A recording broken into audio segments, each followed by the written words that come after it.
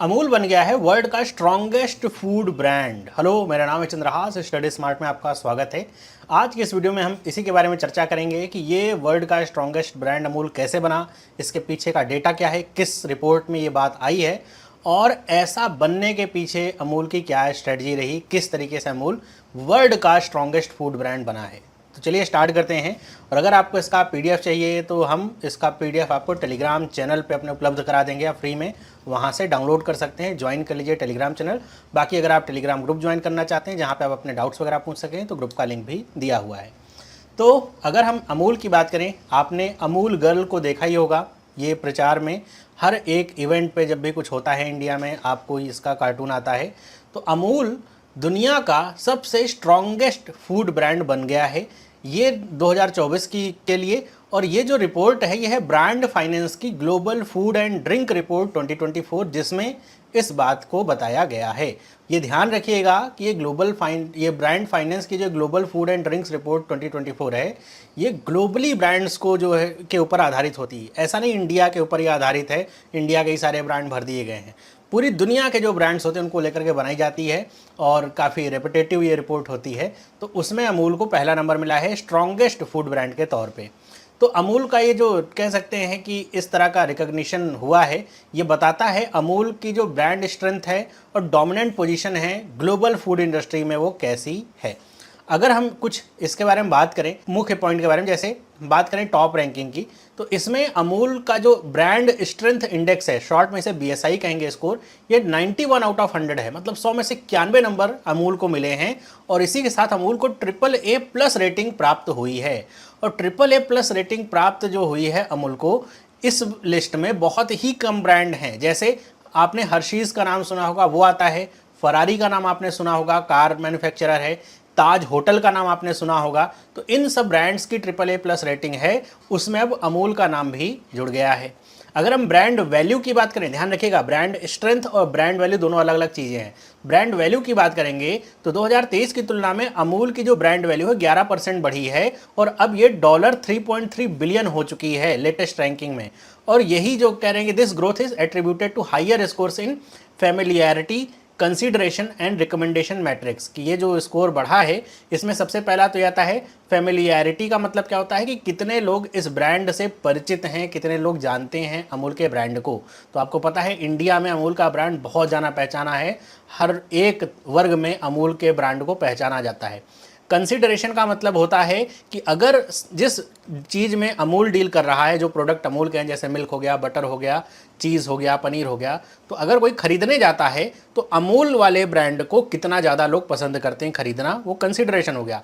और recommendation matrix मतलब कि लोग दूसरों को कितना रिकमेंड करते हैं अमूल के ब्रांड के प्रोडक्ट्स को यूज करने के लिए। तो इन तीनों में ही बहुत हायर स्कोर किया हुआ है अमूल ने। अगर हम मार्केट डोमिनेंस की बात करें अमूल का, आपको पता चलेगा कि अमूल का जो मार्केट डोमिनेंस है ये कितना ज़्यादा है। तो इंडिया में डेयरी मार्केट में 75% ऑफ मिल्क मार्केट केवल अमूल का ही है। सोचिए 25% में बाकी सारे ब्रांड्स आते हैं मिल्क के। बड़े बड़े ब्रांड्स भी इसमें आते हैं, जैसे मदर डेयरी हो गया, कंट्री डिलाइट हो गया। कंट्री डिलाइट वगैरह तो खैर बहुत ऊपर के लेवल के लोगों के लिए होते हैं, मतलब हायर सैलरी क्लास को टारगेट करते हैं। बाकी और भी आपके शहरों में भी और बहुत सारे ब्रांड होंगे। तो 75% केवल अमूल का ही है all over India. 85% butter market Amul का है। मतलब अगर बटर खरीदने जाते हैं 100 लोग तो 85 लोग बटर अमूल का ही लेते हैं। इसी तरह अगर हम चीज़ मार्केट की बात करें तो 66% जो डोमिनेंस है वो अमूल का ही है। तो केवल 3 अगर आप देखेंगे तो आपको समझ में आएगा कि अमूल की डोमिनेंस कितनी ज़्यादा है इस डेयरी के क्षेत्र में।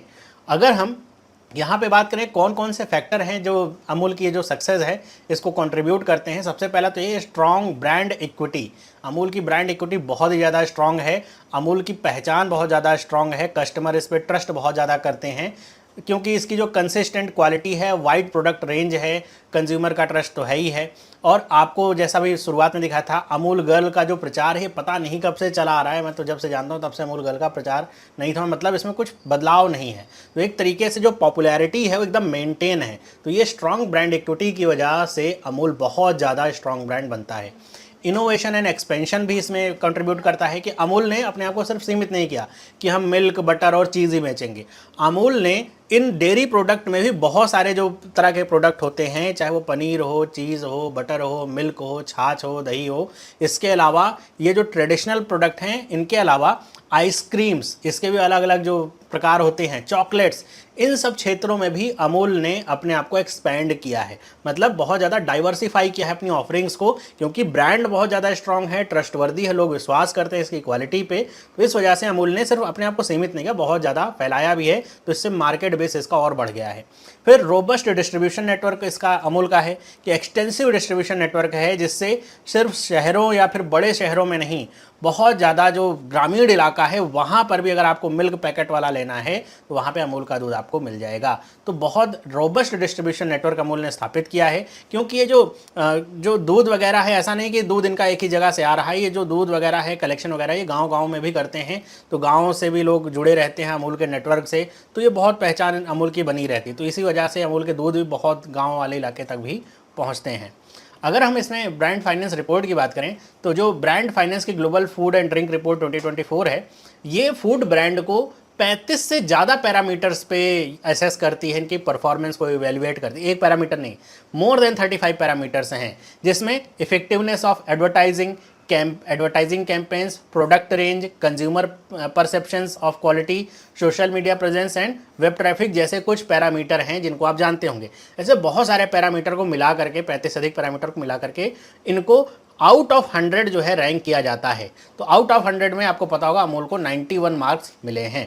तो अमूल की जो टॉप पोजीशन बताती है, अमूल ने सिर्फ किसी एक क्षेत्र में एक्सेल नहीं किया है, बल्कि हर एक क्षेत्र में एक्सेल किया है। ब्रांड इक्विटी जो किसी भी ब्रांड की होती है, वो असेस करी जाती है ब्रांड की सस्टेनेबिलिटी एफर्ट्स, कम्युनिटी एंगेजमेंट और गवर्नेंस प्रैक्टिसेस के माध्यम से। तो अमूल की ब्रांड इक्विटी अच्छी ही है, क्योंकि सस्टेनेबिलिटी एफर्ट अमूल के रहते ही हैं। अब इसमें एक चीज़ बस और पड़ रहा है कि जितने भी डेयरी प्रोडक्ट जैसे आते हैं, खास तौर पे जो लिक्विड वाले हैं, वो प्लास्टिक में पैक हो रहे हैं।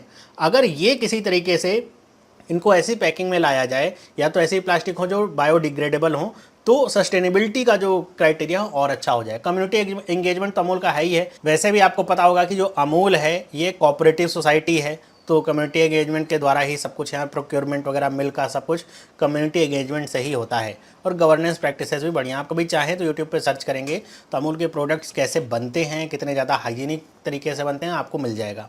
अगर हम इस रिपोर्ट की कुछ और बातों को लेकर के चलें, तो इसमें नेस्ले जो कंपनी है, जिसकी कॉफ़ी पीते हैं और भी बहुत सारे प्रोडक्ट आते हैं, वो दुनिया की सबसे ज़्यादा मोस्ट वैल्यूएबल फूड ब्रांड है।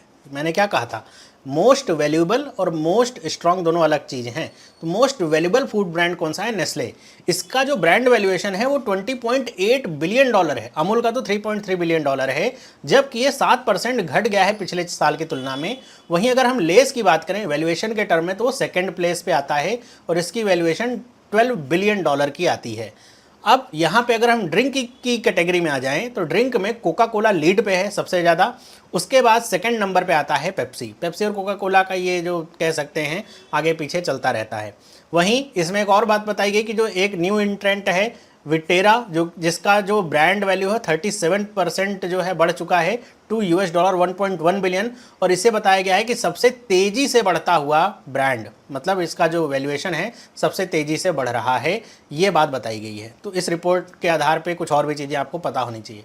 नेस्ले के बारे में तो आज या कल एक न्यूज़ भी मैं पढ़ रहा था कि कैसे नेस्ले के कैंपेन ने जापान जैसा एक देश, जिसमें चाय बहुत पसंद करी जाती थी, जैसे अपने यहाँ देश में चाय बहुत पसंद करी जाती है, उसकी हैबिट को बदल करके अब कॉफ़ी पे ला दिया है। अब वहाँ पे चाय की तुलना में जापान में कॉफ़ी पीने वाले लोग बहुत हो गए हैं, और जो वहाँ पे जब नेस्ले खुली थी तो बहुत सर्वाइव करना पड़ा था उसे, अब वो वहाँ पे टॉप कंपनीज़ में से एक हो चुकी है।